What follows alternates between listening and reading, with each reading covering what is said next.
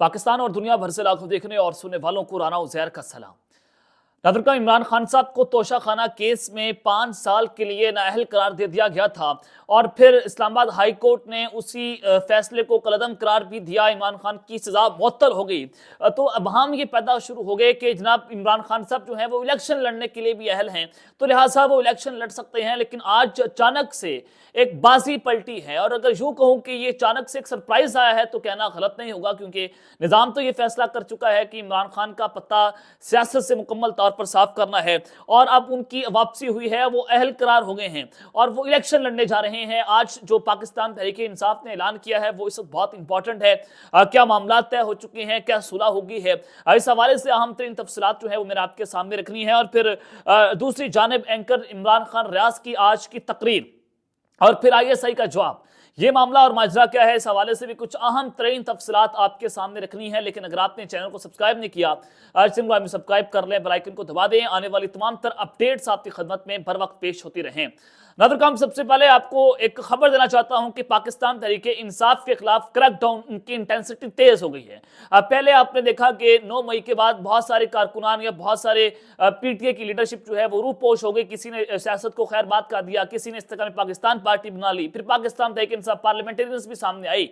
तो सबके बाद आपने इंटरव्यूज भी होते हुए देखे और उस्मान डार भी आज खुलकर सामने आ गए। और फिर आपने अब जो नया प्लान है वो ये है कि इलेक्शन से दस्तबरदारी का ऐलान, यानी कि पाकिस्तान तहरीक इंसाफ के टिकट से इलेक्शन नहीं लड़ा जाएगा।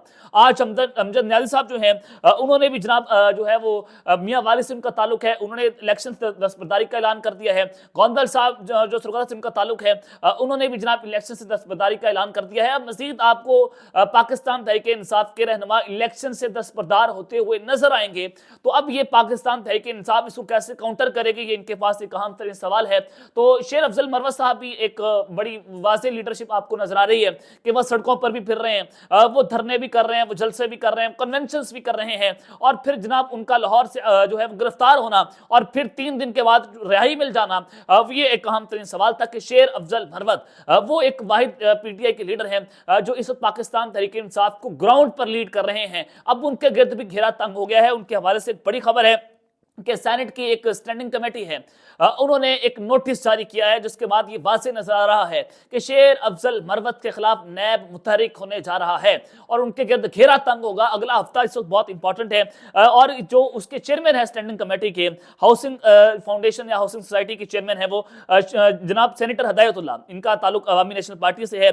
तला महमूद जेजोई फेस, उसके बाद सैफुल्लाह जो है सरवर खान, वो उनका पाकिस्तान तहरीक इंसाफ से ताल्लुक है। सेनेटर खालिद MKM से और सेनेटर फिदा मोहम्मद पाकिस्तान तहरीक इंसाफ, सेनेटर अब्दुल गफूर हैदरी साहब जेजोई फेस इनका ताल्लुक, सेनेटर यूसुफ रजा गिलानी, सेनेटर सैफुल्लाह अबूड पाकिस्तान तहरीक इंसाफ से, सेनेटर डॉक्टर अफरानुल्लाह खान न्याजी साहब PMNN से और डॉक्टर फलक नाज पाकिस्तान तहरीक इंसाफ और सेनेटर आसिम मजीद तारड़ PMNN से। ये जनाब जो स्टैंडिंग कमेटी है हाउसिंग सोसाइटी की सेनेट के अंदर, ये उनके मेंबरान हैं और इनके एक चेयरमैन जो है वो चेयरमैन हदायतुल्लाह साहब हैं, ये सेनेटर हैं ये भी।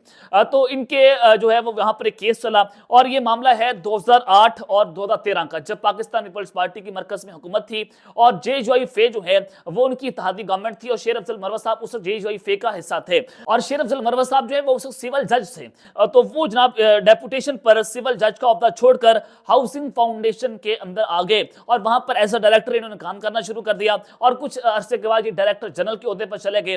तो यहाँ पर सवाल ये बनता है, जो नोटिस के अंदर सवाल उठाए गए हैं कि इस तरह से अगर कोई ग्रेड 20वें 21वें का अफसर हो और फिर साथ वो सिविल इंजीनियर भी हो और तब जाकर वो डायरेक्टर जनरल हाउसिंग फाउंडेशन बनता है, तो शेर अफजल मरवत जो है वो इस ओहदे के लिए अहल नहीं थे, तो वो कैसे एक डायरेक्टर जनरल बन जाएंगे?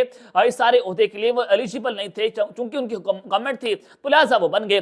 तो सवाल यहाँ पर ये उठना शुरू हो गए। और दूसरा ये जनाब है कि बाराकोह में एक ग्रीन सोसाइटी है, हाउसिंग सोसाइटी, वो जनाब उसके अंदर बड़े घपलों की बात हो रही है और उसमें करप्शन का इल्जाम शेर अफजल मरवत पर लगाया जा रहा है। तो इसको बुनियाद बनाकर शेर अफजल मरवत जो है उनको गिरफ्तार भी किया जा सकता है और वो नैब की गिरफ्त में भी आने जा रहे हैं। और दूसरी जानिब जनाब इस वक्त पाकिस्तान तहरीक इंसाफ और PMLN जो है वो इस वक्त जनाब ये मामला है कि पीपल्स पार्टी ने भी इन तीनों सियासी जमातों ने इस वक्त जो चीफ इलेक्शन कमिश्नर हैं उनके इस्तीफे का मुतालबा मुस्तरद कर दिया है, क्योंकि इनके इस्तीफे से इलेक्शंस को डिले किया जा सकता है।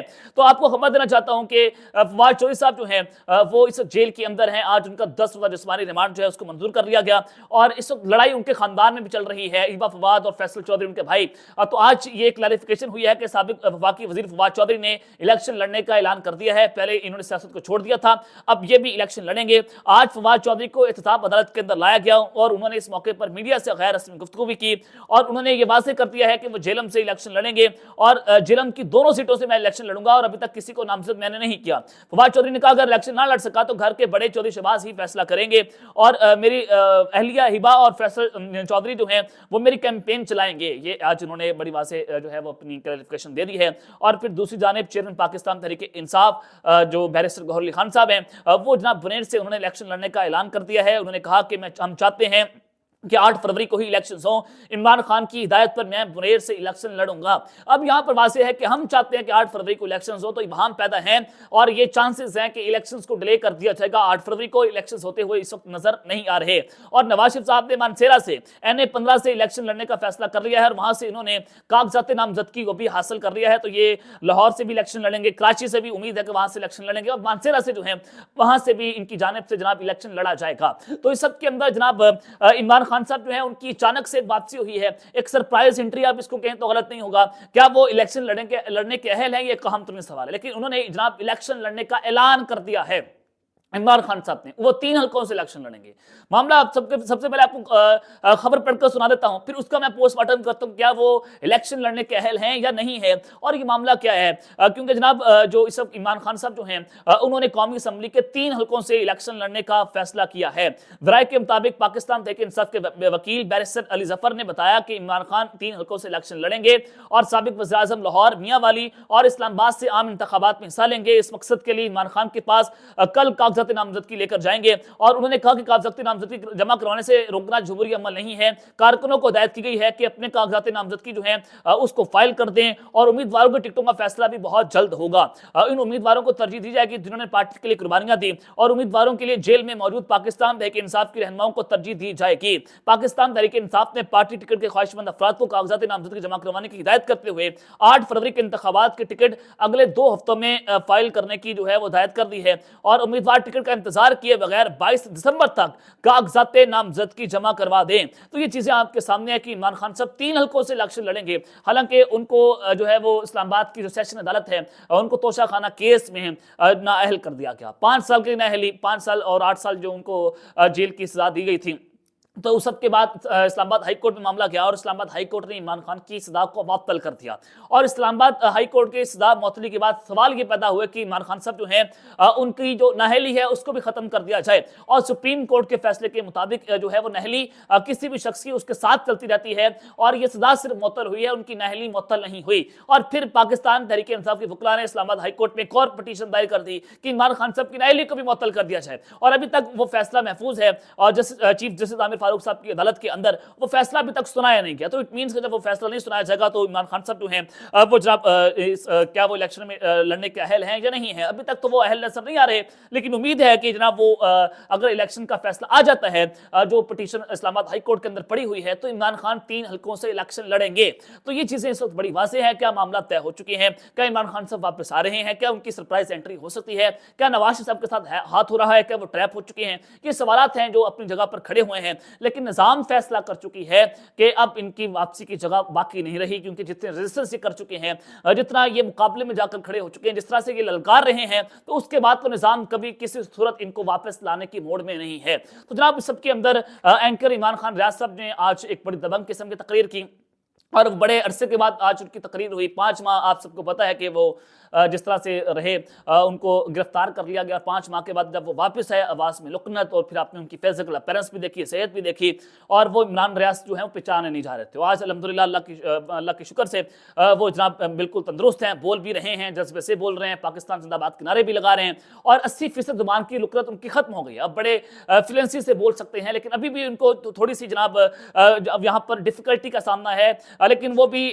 وقت کے ساتھ ساتھ ختم ہو جائے گی۔ تو اینکر عمران خان ریاض صاحب نے آج لاہور بار ایسوسیشن جو ہے وہ وکلا سے خطاب کیا، وہاں پر ان کو جو ہے انہوں نے خطاب کرتے ہوئے ایک بار پھر سے للکار دیا، اور للکارنے سے یہ بڑا چیز واضح ہے کہ جو کہہ رہے تھے کہ سافٹ ویئر اپڈیٹ ہو چکا ہے، اینکر عمران خان ریاض اسی لائن پر ابھی تک جا رہے ہیں اور اسی طرح سے بول رہے ہیں، اسی طرح سے سوالات پوچھ رہے ہیں، اور انہوں نے کہا کہ 70 سال سے تجربہ جو ہے وہ کیا گیا اور ہر تجربے کے بعد پاکستان نیچے گیا۔ ایک تجربہ کر کے دیکھ لو کہ پاکستان میں رول آف لا کا تجربہ کر لیا جائے، قانون کی حکمرانی کا تجربہ کر لیا جائے، جس سے پاکستان جو ہے بہتر ہو سکتا ہے، ہر شخص کو جو ہے وہ آزادی اظہار رائے دیا جائے، ہر شخص کو بولنے کی طاقت دی جائے۔